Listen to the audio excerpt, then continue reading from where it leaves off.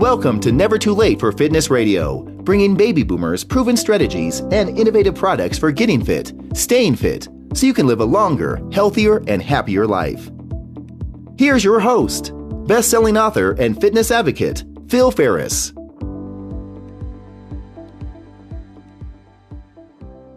Welcome to today's show. As the first wave of 76+ million baby boomers reach retirement age and qualify for Medicare, I have some bad news and some good news. First, the bad news. According to the Center for Disease Control and Prevention's 38th annual report on the nation's health, nearly 1 in 5 baby boomers has diabetes. 40% are obese, and over half are on hypertension medication. Also, a United Health Foundation report stated that baby boomers will be sicker and costlier to the healthcare system than previous generations. Now the good news.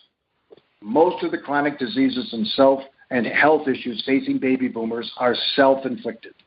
This means that they can be reversed or significantly improved with lifestyle changes, including good nutrition and exercise. Today's guest is a baby boomer who decided to change his health and aging trajectory at age 65. Randy Janousek is a career educator and school administrator from Downers Grove, Illinois. He lost 60 pounds, got in shape, and in doing so added years to his life and, more importantly, added life to his years. Please welcome Randy as he shares his journey. Randy, thank you for being here today. You're welcome. It's my pleasure. Great. Now, because we live in a world of, instant gratification, I have to ask you, how long did it take you to lose 60 pounds? Well, I spread it out over about 9 months. I was trying to do about 2, maybe 3 pounds a week, and then some of the weeks was 1, some stayed sort of flat, but it seemed to work pretty well for me. Okay. Well, I want to put in perspective because a lot of times we watch the Biggest Losers, and we think, oh my gosh, they did this in weeks, and significant health transformation like this are not something that happens overnight. So, but maybe even to better understand, what it was like during that 9 months and losing the 60 pounds, maybe you can walk us back and describe what your life was like before you lost the weight, and what were kind of the lifestyle issues that led to you putting on the weight. Well, I like to eat food. It's usually the wrong kind of food. I was, doing probably 10, 12 Cokes a day, and donuts, and love cheeseburgers and fries, all that kind of stuff. So, I had the twofold thing going. One, my nutrition was very bad, and my activity level was not good at all.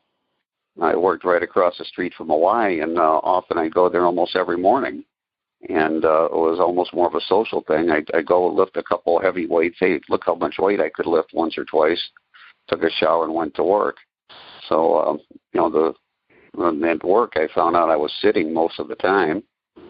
And people thought I was active because I walked around the building. But when I took a look back at it, maybe, 3 minutes an hour, I was actually off of my chair. So, wow. That just sort of gets easier and easier to do because anything I had to do got harder and harder to do, going upstairs, things like that. That got more and more difficult. Of course, had to get new clothes because I couldn't button the ones I had. And I've never been a tall person. I'm only about 5'5", and I've always been sort of stocky. I did play some sports, but I was no longer stocky. I looked at myself and said, gee, I think I see a muscle, but it was, very, very lot of weight carried around my middle. Okay. So, can you remember the moment or situation where you finally decided that, okay, I'm going to get serious and lose the weight? It's interesting because I had been playing with it for a couple of years. Asking my doctor about it, what do you suggest, and actually could you check me out? I want to go lose some weight, never doing it. And I was at work and I had bought a new flannel shirt, which I thought was pretty nice. And again, I'm not a big guy. I was an extra large. And one of my coworkers, actually a friend of mine, said, man, you sort of look like a sausage in that shirt. Oh, jeez. And, and he was right. And he didn't mean it to be mean he just made a very truthful comment. And, of all the times, me looking in the mirror and hating myself and all that kind of stuff, that was sort of what, okay, I'm going to show him kind of thing. Show myself, show him. And that's sort of what really said, okay, I'm going to do it this time. Okay, I can relate to that because when I was 50 and I had gotten, I guess, my daughter came up to me and just kind of poked me in the love handle and said, "Gee, Daddy, you're fat." Yeah. And it's like, no, yes, I am. And all of a sudden that the reality just sunk in. I said, man, I gotta, you can't deny it when it's there was no malice intended. And I'm sure you're no. When somebody sincerely says something like that, and somebody's trying to be helpful and tell you that's the ones that you can sort of brush off. But when it's so innocent, that seems to be the one I really took to heart. And I'm sure that you talked about it or thought about it before then, and like you said you talked to your doctor and he talked about it, but still did nothing. And it took one kind of random comment, and all of a sudden, okay, this is real. That's it. Okay. So you get the wake up call from your coworker. How'd you start? What did you do first? Well, I couldn't really get fit too much because I was in too bad a shape to get fit. And after, talking to some people and whatnot and really examining what I'd been eating, and I decided to, carb cutting would be the way to go for me. So it was really a matter of, pasta, potatoes, bread, especially rice, almost eliminating those out of my diet. And it didn't take, the first couple of weeks without eating donuts or eating fries and, anything. I used to love fresh bread, but my thing is I'd set the bread machine at 4 a.m. So when I wake up in the morning, I had fresh bread there and I eat half a loaf. And really had no idea, what that was doing to me. It seemed like those are pretty healthy foods. What's wrong with bread? What's wrong with potatoes?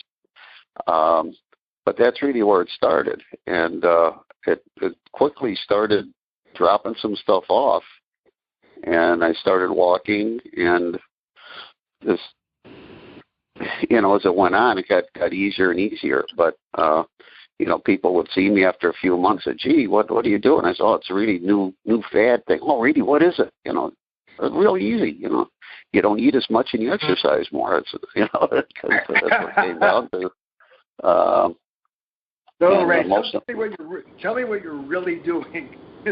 Yeah, exactly. Right. It's got to be some secret pill or something off television, something like that, But that was it. So tell me a little bit about when you started to say, oh, I'm not going to eat the bread. I'm not going to. Was that easy the first couple of weeks? Did you feel different when you started doing it, or? It was interesting being as overweight and stuff as I was. I think the first week I probably dropped 7-8 pounds just from stopping the intake of the bad stuff. And of course, then it sat there for a little bit. But I think one of the best things for me is my wife has always been very supportive of me, and she got me a Fitbit, which was interesting because look at all the steps I'm walking and all that. But part of it was every morning when I got up, I could punch in my weight for that day. Okay. And watching, the graphic representation of my weight was an exciting thing where, I couldn't wait because there'd be fluctuations during the week, and like Friday would be the thing I'd really look at. And And I'd look forward to waking up and getting on the scale because I could see the numbers going down. And I got to ask you this: did you ever have days, Fridays, where your weight didn't go down or went up? Yes, I did. And sometimes I'd purposely play with it when I was going pretty well with the stuff for a while. I had an opportunity to go out and have, a couple of hot dogs with fries or something like that. And I said, well, as long as I don't make a habit of this, whatever. But then I could see, again, a graphic representation of my downward nice little curve I had going there, or on the graph would flatten out or have a little bump in it. Okay. So it was, not only just seeing the numbers, but that silly graph made a whole lot of difference in my life by watching that thing. That's interesting. I think that's I think one reason why a lot of people like Fitbits, because it gives them data. Oh yeah. Well, measure and see how they're doing. I'm sorry. All right, go ahead. No, so how did you use the Fitbit? Looking at the numbers and everything is one thing, but seeing it was pretty important to me. I mean, just I looked in the mirror, I didn't see much difference, but I saw the numbers changing, and then I just saw this line kept going lower and lower, and I thought, well, I'm going to try for 200. Okay, 190, and just it got to be very exciting as that kept going down. Okay. And of course, as I lost the weight, then the exercising became easier, and I started out with walking. And then at home, I was doing a lot of just body weight exercises, push-ups, dips, that kind of thing. And got a membership to a little park district here. Has got a little fitness center, and they got a senior citizen special. And I go in there and just started.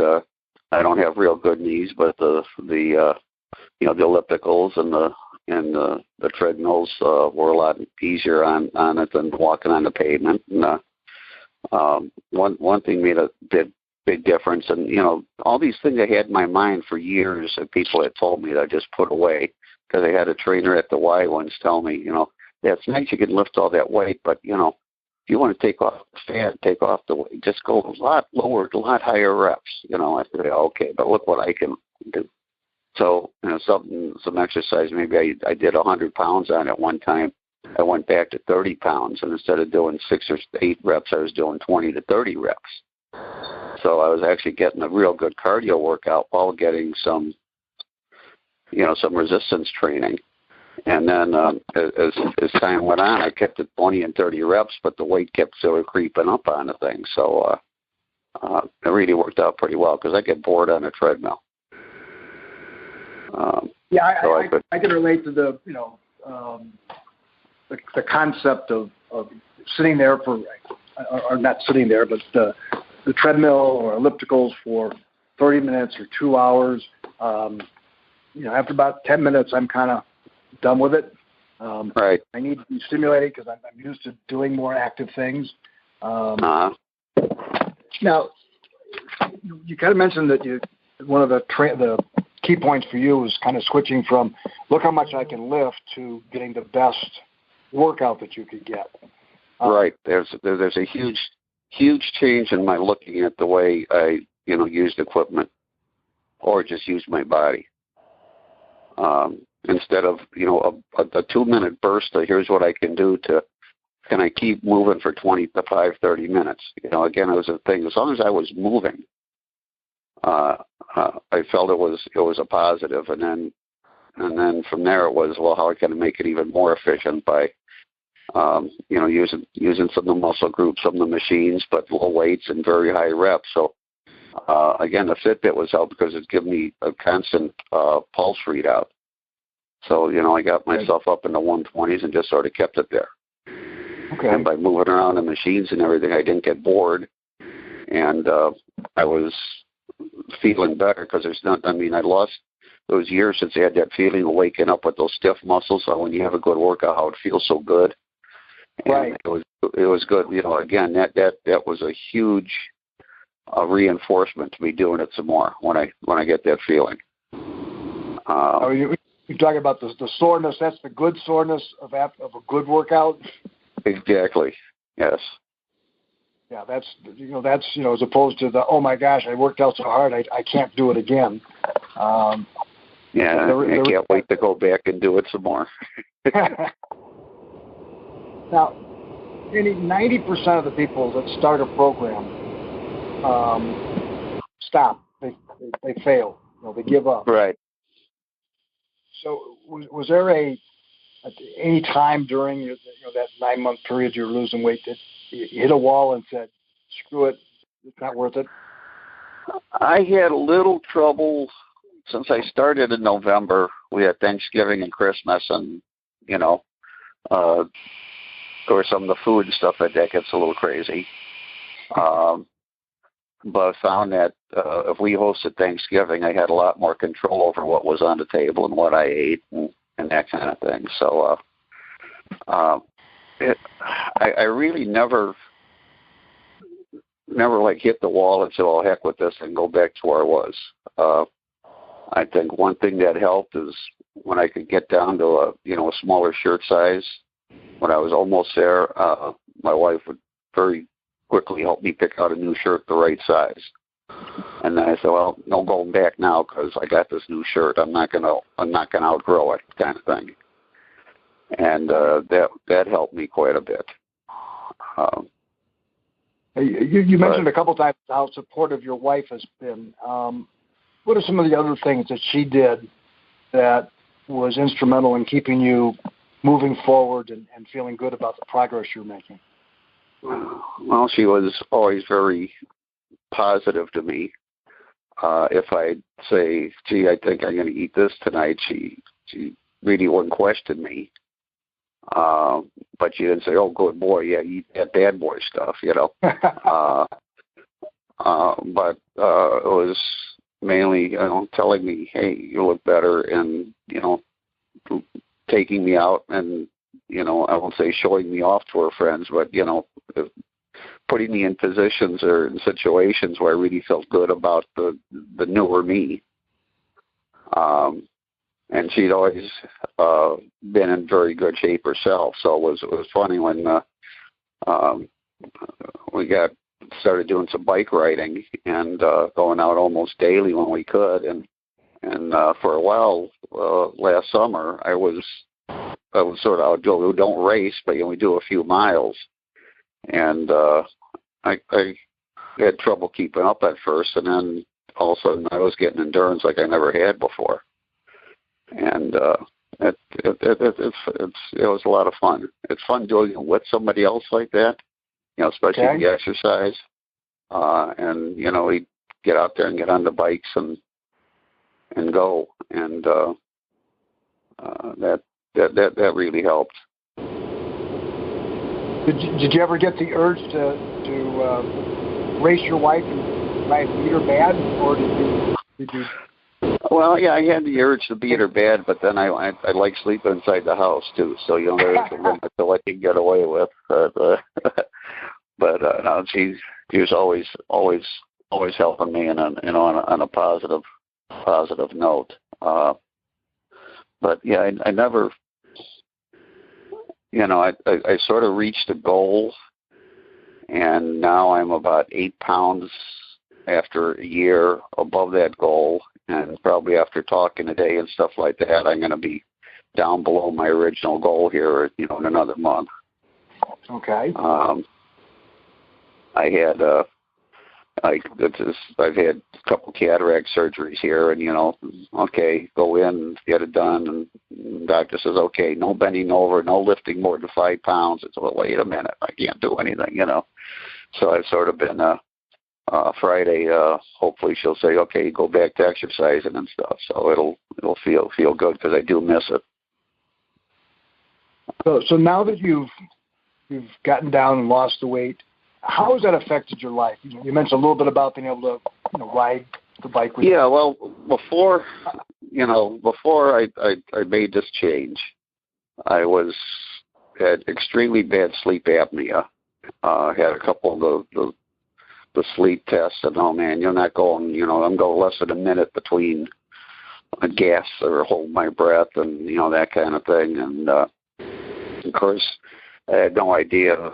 My snoring was always a joke till I found out that all the health risks involved with the apnea. I mean, it's really a pretty bad thing. And tried a CPAP machine. It didn't work too well. And I'll just have to live with it. And I was on medication for cholesterol and ulcers and asthma. And it was amazing that after about 6-7 months, the sleep apnea went away, just gone. And again, that's where the Fitbit comes in because it monitors the sleep. Sure. And I was going from 60-some% efficiency to 90-some%. And no medication, no operation, no equipment, just simply losing weight. And the exercise certainly helps because you sleep better when you exercise. Right. That went away.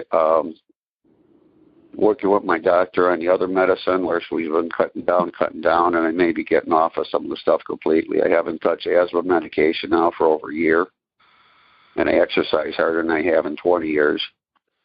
I mean, 6-7 years ago, if I have to run up a flight of stairs, I'd be looking for an inhaler. That's no longer the case.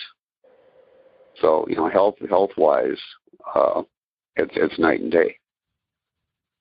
I sleep better. I just can't say enough about that. And I put it this way: when I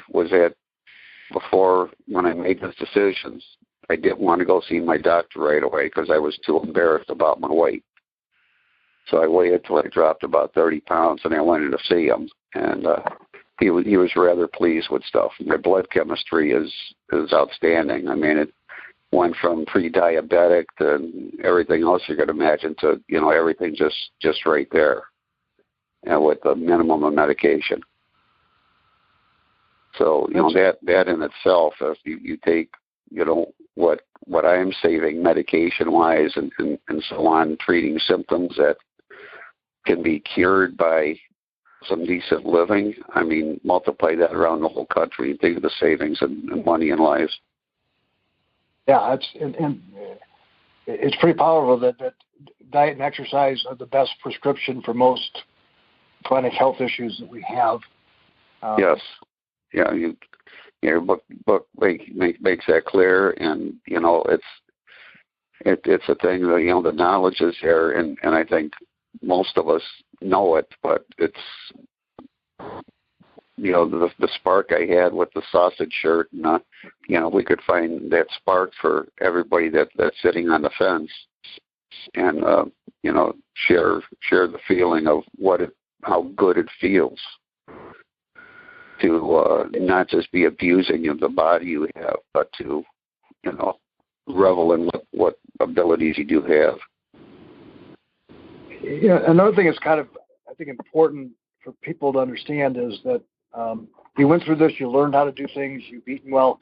Now you've had some, little bit setbacks with the cataracts, which limits your activity. And so like you said, you put a few pounds back on. It's not the end of the world. It's like, okay, I know what I got to do. As soon as I'm physically able to do those things, I'll go back into the habits and routines that got me where I want to be. So you have that ingrained, those habits ingrained in your lifestyle. But life happens. I mean, you can get sick. You can be in bed. You can, doctor can tell you can't work out for several weeks, and right. Deal with it. And that's the difference between, you didn't, don't make a bad day a bad year. Everybody has a day where they eat bad foods or a week where they can't work out. Just don't multiply it. Yeah, I mean, that's going to happen, but it feels wrong to do what I used to do. I mean, when somebody brings a dozen donuts into work, I might have a little bit of something, but I'm not going to sit there and eat half of them because I can. Right. I think one of the things that's sort of been like, you talk about manna from heaven, to me is cauliflower. Okay. I had I was looking at recipes. I found one for roasted cauliflower with garlic. I said, that sounds weird, but I'll try it. Like 16 cloves of garlic and cauliflower. And yeah, man, that's really good. So with my wife and I, we've basically replaced potatoes with cauliflower. Okay. I'll make steaks and I'll make roast cauliflower. Or we'll make a stir fry, and instead of using rice, she grinds up the cauliflower and uses the cauliflower, steams it, and uses it like rice. And it one meal or something like that doesn't make a lot of difference, but over time, that's the kind of thing I find that becomes more of a way of life to me, is doing without the baked potatoes and the butter and the sour cream and everything, and have having something as simple as the steamed cauliflower. Just made a huge difference. Okay. So because you're a retired educator, I got to ask this question: okay. What are the biggest lessons you learned from the experience? Well, I guess like most things in life, knowledge is one thing. All the knowledge in the world doesn't mean anything unless you act on it. And I knew what I was doing to myself. I knew all the excuses. I knew what I had to do. The secret of not eating as much and getting active is all I needed to do. And I think the thing that bothers me the most is, why did I wait so long? Why did I wait so long? Well, right. You didn't, and you've added years to your life and life to your years. It's allowed you to do a lot of things that you enjoy doing and do it more often. And I congratulate you on that. If our listeners would like to have a question for you or want to get a hold of you, is there a place that they can contact you? Sure. My email address is rjanousek75@gmail.com. Well, that's great. Well, Randy, I want to thank you for sharing the journey and your insights and experience, because what you've been through is kind of like a breaking down a path for other people to follow, and to let people know that there is a way, and it's never too late. 65 to lose 60 pounds and get in better shape than when you were in 40. So I want to thank you again for sharing your time as well as your story, and I wish you the best of luck. Okay, well, thank you very much. I hope somebody's life gets touched by this. Me too. Have a great one. Thank you, Phil.